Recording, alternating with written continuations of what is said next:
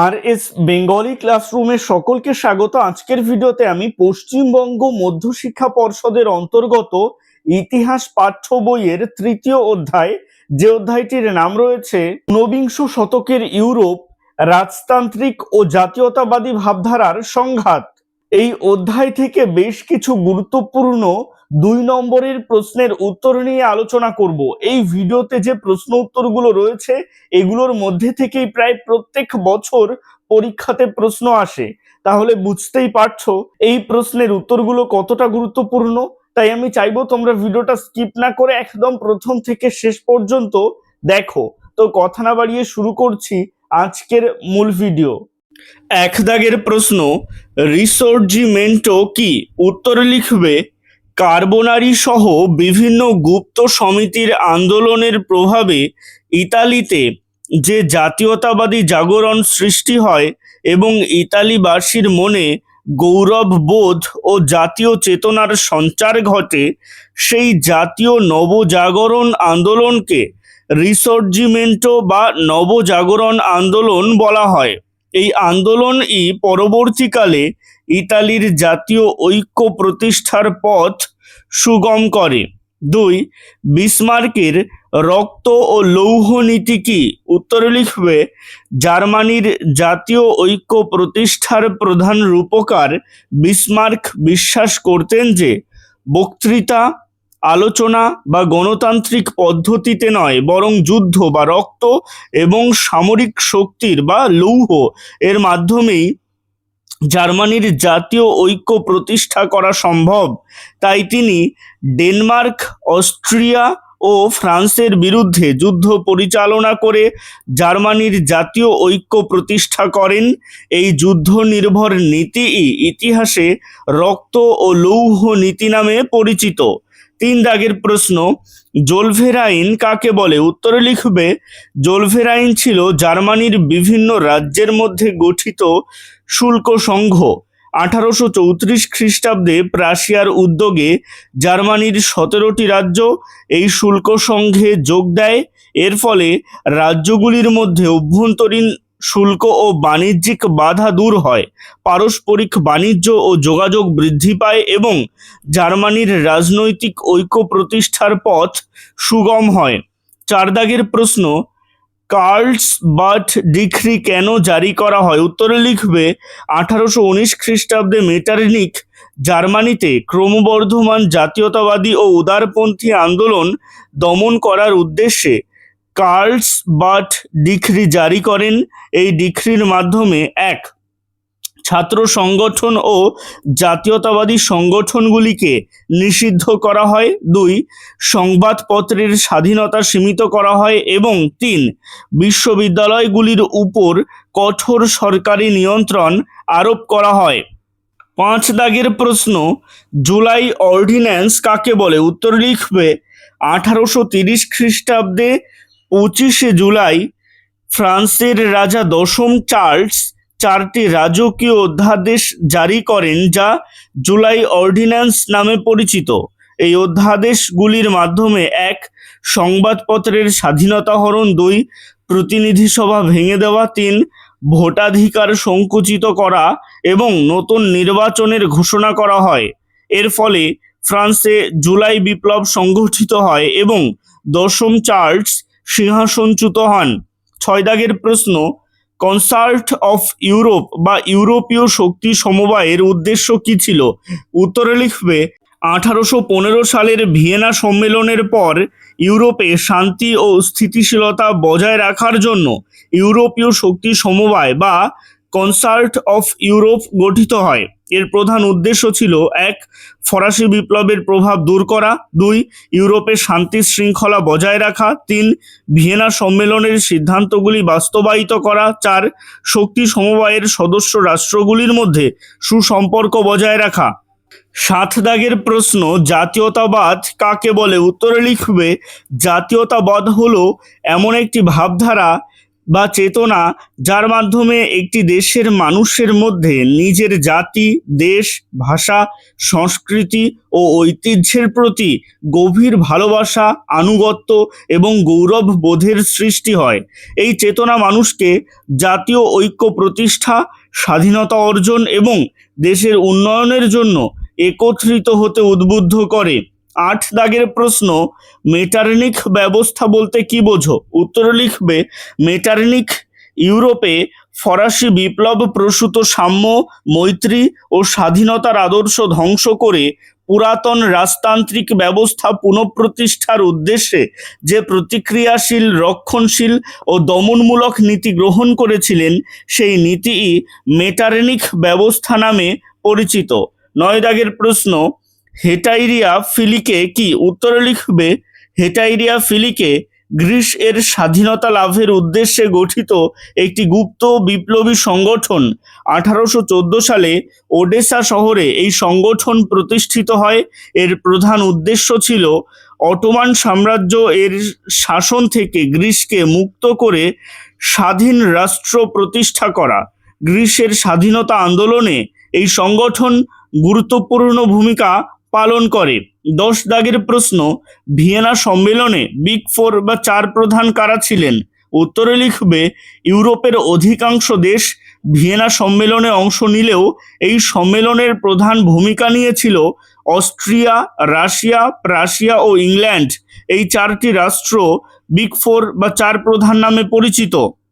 ১১ দাগের প্রশ্ন, aims Telegram কি? উত্তরে লিখবে এমস টেলিগ্রাম বলতে 1870 খ্রিস্টাব্দে প্রাশিয়ার রাজা প্রথম উইলিয়াম ও ফরাসি রাষ্ট্রদূত কাউন্ট বেনেদেতির মাধ্যমে এমস নামক পাহাড়ি অঞ্চলে হওয়া সাক্ষাৎকারের বিবরণ সম্বলিত একটি টেলিগ্রামকে বোঝায়। অস্ট্রিয়ার প্রধানমন্ত্রী বিসমার্ক এই টেলিগ্রামের কয়েকটি শব্দ বাদ দিয়ে এমনভাবে সংবাদপত্রে প্রকাশ করেন যাতে ফ্রান্স ও প্রাশিয়া উভয় দেশের জনগণ মনে করে তাদের দেশকে অপমান করা হয়েছে। এর ফলে উভয় দেশের মধ্যে উত্তেজনা বৃদ্ধি পায় এবং 1870 খ্রিস্টাব্দে ফ্রাঙ্কো প্রাশিয়া যুদ্ধের সূচনা হয়। তাই জার্মানির একীকরণের ইতিহাসে এই ঘটনাটি এমস টেলিগ্রাম নামে পরিচিত। ১২ দাগের প্রশ্ন, ভিয়েনা সম্মেলনে গৃহীত মূল নীতিগুলি কি ছিল? উত্তরে লিখবে ভিয়েনা সম্মেলনের নেতৃবৃন্দ তিনটি মূল নীতি গ্রহণ করেন। এই নীতিগুলি হলো: ১. ন্যায্য অধিকার নীতি, ২. ক্ষতিপূরণের নীতি, ৩. শক্তি সাম্য নীতি। চলে আসছি ১৩ দাগের প্রশ্নে। এখানে বলা হচ্ছে ম্যাৎসিনির ইয়ং ইটালি দলের লক্ষ্য কি ছিল? উত্তরে লিখবে 1832 খ্রিস্টাব্দে ম্যাৎসিনি ইয়ং ইটালি নামে একটি যুব সংগঠন প্রতিষ্ঠা করেন। এই দলের প্রধান লক্ষ্য ছিল: ১. ইটালির বিভিন্ন রাজ্যকে একত্রিত করে এক স্বাধীন ও ঐক্যবদ্ধ ইটালি গঠন করা। ২. বিদেশি শক্তির সাহায্য ছাড়া ইটালির দেশপ্রেমিক যুবকদের শক্তিতে অস্ট্রিয়াকে ইটালি থেকে বিতাড়িত করা। ৩. ইটালির মুক্তির পর সেখানে গণতান্ত্রিক প্রজাতন্ত্র প্রতিষ্ঠা করা। ৪. যুব সমাজের মধ্যে জাতীয়তাবাদ, দেশপ্রেম ও ঐক্যের আদর্শ প্রচার করা। ১৪ দাগের প্রশ্ন, ফ্রান্সে জুলাই বিপ্লবে রামমোহন রায়ের প্রতিক্রিয়া কি ছিল? উত্তরে লিখবে 1830 খ্রিস্টাব্দে ফ্রান্সের জুলাই বিপ্লবের সাফল্যে রাজা রামমোহন রায় অত্যন্ত আনন্দিত ও অনুপ্রাণিত হন।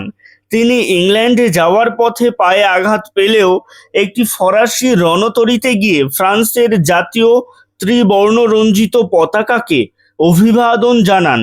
তিনি বিশ্বজুড়ে স্বাধীনতাকামী মানুষের সংগ্রামকে সমর্থন করতেন এবং জুলাই বিপ্লবের সাফল্যকে স্বৈরাচার বিরোধী ও স্বাধীনতার বিজয় হিসেবে স্বাগত জানান। এই ঘটনা তাঁর সর্বজনীনতা ও বিশ্বপ্রেমের পরিচয় বহন করে। ১৫ দাগের প্রশ্ন, কবে কাদের মধ্যে ভিল্লা ফ্রাঙ্কার সন্ধি স্বাক্ষরিত হয়েছিল? উত্তরে লিখবে ভিল্লা ফ্রাঙ্কার সন্ধি 1859 খ্রিস্টাব্দে ফ্রান্স ও অস্ট্রিয়ার মধ্যে স্বাক্ষরিত হয়। প্লোমবিয়ের্সের চুক্তি অনুসারে ফরাসি সম্রাট তৃতীয় নেপোলিয়ন অস্ট্রিয়ার বিরুদ্ধে যুদ্ধে পিডমন্টের পক্ষে যোগদান করেন, কিন্তু যুদ্ধ শেষ হওয়ার অনেক আগেই তিনি অস্ট্রিয়ার সঙ্গে গোপনে ভিল্লা ফ্রাঙ্কার সন্ধি স্বাক্ষর করে যুদ্ধ থেকে সরে দাঁড়ান। ১৬ দাগের প্রশ্ন, মেটারনিখের যুগ বলতে কি বোঝো? উত্তর লিখবে 1815 থেকে 1848 খ্রিস্টাব্দ পর্যন্ত ইউরোপীয় রাজনীতির প্রধান নিয়ন্ত্রক ছিলেন অস্ট্রিয়ার প্রধানমন্ত্রী প্রিন্স মেটারনিখ। এই সময়কালে ইউরোপের অধিকাংশ শাসক মেটারনিখের আদর্শে অনুপ্রাণিত হয়ে নিজ নিজ শাসন কার্য পরিচালনা করেন। এই সময়কাল মেটারনিখের যুগ নামে পরিচিত। ১৭ দাগের প্রশ্ন, ভিয়েনা সম্মেলনের বিপক্ষে দুটি যুক্তি দাও। উত্তর লিখবে ভিয়েনা সম্মেলনের বিপক্ষে যুক্তিগুলি হলো: ১. উদারনৈতিক ও জাতীয়তাবাদী ভাবধারার দমন। এই পয়েন্টের আন্ডারে লিখবে ভিয়েনা সম্মেলনে ফরাসি বিপ্লবের উদারনৈতিক ও জাতীয়তাবাদী আদর্শকে দমন করা হয়েছিল, ফলে জনগণের স্বাধীনতা ও জাতীয় চেতনার বিকাশ বাধাগ্রস্ত হয়। ২. রাজতন্ত্র পুনঃপ্রতিষ্ঠা। এই পয়েন্টের আন্ডারে লিখবে সম্মেলনের মাধ্যমে ইউরোপের বিভিন্ন দেশে আবার পুরনো রাজতন্ত্র প্রতিষ্ঠা করা হয়, এতে গণতান্ত্রিক আদর্শ উপেক্ষিত হয়। ৩. ইউরোপের পুনর্বিন্যাস। ভিয়েনা সম্মেলনে জনগণের মতামতের পরিবর্তে বিজয়ী শক্তিগুলোর স্বার্থ অনুযায়ী ইউরোপের মানচিত্র পুনর্গঠন করা হয়। এর ফলে বিভিন্ন দেশে অসন্তোষ ও বিদ্রোহের সৃষ্টি হয়। ১৮ দাগের প্রশ্ন, জুলাই রাজতন্ত্র বলতে কি বোঝো? উত্তর লিখবে 1830 খ্রিস্টাব্দের জুলাই বিপ্লবের ফলে ফ্রান্সে অর্লিয়েন্স বংশীয় লুই ফিলিপ সিংহাসনে আরোহণ করেন। তার প্রতিষ্ঠিত শাসন ব্যবস্থা জুলাই রাজতন্ত্র নামে পরিচিত। এই রাজতন্ত্রে লুই ফিলিপ দৈবরাজ তত্ত্বে বিশ্বাস করতেন না। তার শাসন সাংবিধানিক নীতি ও গণসমর্থনের উপর নির্ভরশীল ছিল। তবে এই রাজতন্ত্রে ধনী শ্রেণীর প্রভাব বেশি ছিল এবং শেষ পর্যন্ত 1848 খ্রিস্টাব্দের ফেব্রুয়ারি বিপ্লবের মাধ্যমে এর পতন ঘটে। ১৯ দাগের প্রশ্ন, শক্তি সাম্য নীতি কাকে বলে? উত্তর লিখবে বিজয়ী শক্তিবর্গ যাতে একে অন্যের চেয়ে শক্তিশালী হয়ে না উঠতে পারে এবং ভবিষ্যতে ফ্রান্স যাতে শক্তিশালী হয়ে ইউরোপের শান্তি ভঙ্গ করতে না পারে তার সুনিশ্চিত করার জন্য ভিয়েনা সম্মেলনের নেতৃবৃন্দ যে নীতি তৈরি করেছিল তা শক্তি সাম্য নীতি নামে পরিচিত। এর জন্য ১. শক্তি হ্রাস করার লক্ষ্যে ফ্রান্সকে বিপ্লবের পূর্ববর্তী সীমানায় ফিরিয়ে দেওয়া হয়। ২. ফ্রান্সের সেনাবাহিনী ভেঙে দিয়ে সেখানে ফ্রান্সের খরচে ৫ বছরের জন্য মিত্রপক্ষের সেনা মোতায়েন করা হয়। ৩.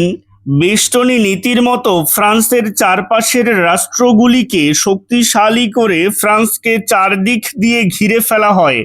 ২০ দাগের প্রশ্ন, দ্বিতীয় ফরাসি প্রজাতন্ত্র বলতে কি বোঝো এবং কবে এই প্রজাতন্ত্রের অবসান ঘটে? প্রথমে বক্স করে পয়েন্ট করবে দ্বিতীয় ফরাসি প্রজাতন্ত্র। এই পয়েন্টের আন্ডারে লিখবে ফেব্রুয়ারি বিপ্লবের ফলে জুলাই রাজতন্ত্রের পতন ঘটলে প্রজাতন্ত্রী ও সমাজতন্ত্রী দলের নেতারা ফ্রান্সে প্রজাতন্ত্র ঘোষণা করেন।